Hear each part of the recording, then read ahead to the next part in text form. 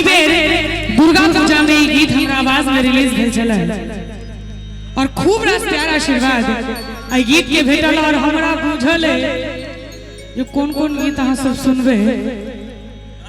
सबटा गीत हम सुने लेकिन अखन किछ भक्ति में माहौल बनल छे एक दूटा मां भगवती के गीत और सुनाएब हम और तकर बाद सुन दीवाना रे दीवानी कहिए जमाना सब तरह गीत है लेकिन ताई से पहले एक दूटा भगवती के गीत की सुनबिए ना भैया हैं चाचा जी मन लगी है बढ़िया लगी है ना हैं भोजन देने छे बढ़िया सा आओ सुनाबी ये सुंदर सा भगवती के गीत तोरा सनने जगत में दयालु कियो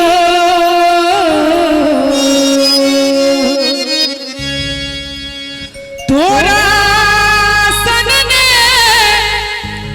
जगत में दयालु कियो सुन के कनी पाछुओ से अगर एक बेर ताली बाज जेते तो हमरो आनंद आबि जेते की सुन के एलो शरण में दया कर मां सुन के एलो शरण में दया कर मां जी करने को जन्म सो केने पाप हम जी करने को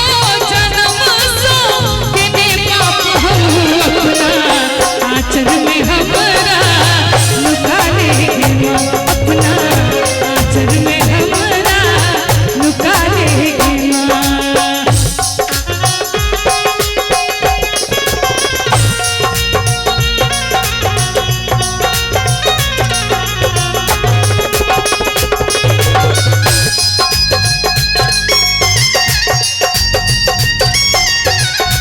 जी बहुत सुंदर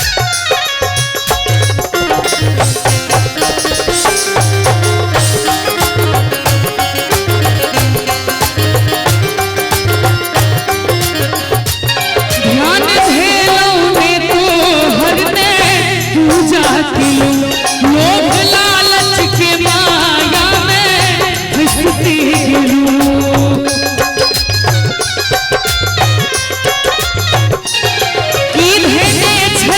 अधीरता हमर कर्म के हे भवानी कहाँ तोरा चिन्ह पाप सो हम घेरायल चहुकात छी पाप सो हम घेरायल चहुकात छी जे छी तोरे छी हमरा बचा ले जे छी तोरे छी हमरा बचा ले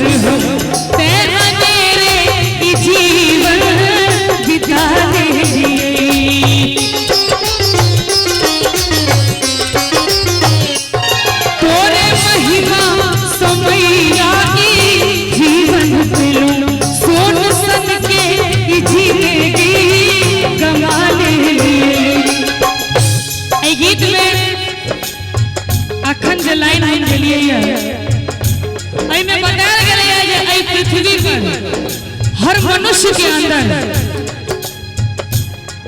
अपना अंदर कोनो न कोनो चीज के घमंड होय छै बहुत सुंदर भ जाय छै ओकरो बड घमंड होय छै बड़का बड़का फैक्ट्री भ जाय छै ओकरो बड घमंड होय छै बेसी पाई हो जाए छे ओकरा तो और गुमान हो जाए छे, लेकिन आई मैया के आगू में सब ठीक আছে। ओ अगर चाहे लथिन त खसाइयो सके छथिन आ चाहे लथिन त उठाइयो सके छथिन। तई दुआरे घमंड नहीं करबाक चाहिए। आई गीत में ई भक्ति की बता रहले है जे एते घमंड में हम रहलो जे अपन जिंदगी के हम गंवा देलिए। कनी ध्यान से सुनबे सब गोटे। रूप रंग तक घमंडे रही चूर हो तेरा तेरे जीवन दिटाले दिए तोरे महिमा समैया जीवन मिलो सोच सन के जिंदगी कमाले दिए। और अंत में कही चली हे दयानी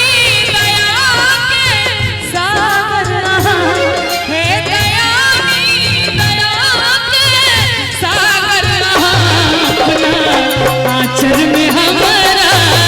लुका लेगी माँ, अपना आचर में हमारा लुका लेगी माँ। तोरा सन ने जगत में दयालु कियो, तोरा सन ने जगत में दयालु कियो। जिनका जिनका नीक लागल हुआ ईमानदारी से मैया के नाम पर दोनों हाथ उठा देबे सब गोटे और ताली बजा के हमरा संगे सुन के लो शरण में दया कर माँ, सुन के लो शरण में